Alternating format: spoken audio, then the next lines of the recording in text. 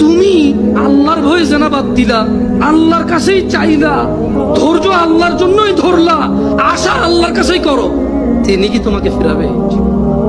তিনি হচ্ছেন উনি যিনি 99 জনকে হত্যা করার পর শুধু উনার কাছে শাস্তির ভয়ে আছে কিনা আমার মুক্তির উপায়, আমার কি ক্ষমা হবে, ক্ষমা কার থেকে? তাহলে ওই যে বনি ইসরায়েলের ঘটনা, ও 99টা মানুষকে মারার পর কার কাছে ক্ষমার জন্য, ক্ষমা হবে কিনা ব্যাকুল হয়ে গেছে, কার কাছের জন্য? আল্লাহ থেকে। ওকে যাদেরকে মেরে ফেলছে তাদের কাছের জন্য।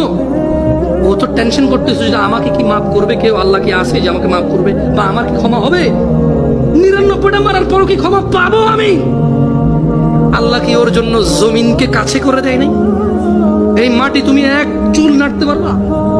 এই জমিন তুমি এক চুল নাড়তে পারবা? ভাই আমার, তুমি কি বনি ইসরায়েলের ওই 99 জন হত্যাকারীর চাই তুমি থেকে খারাপ মনে করো?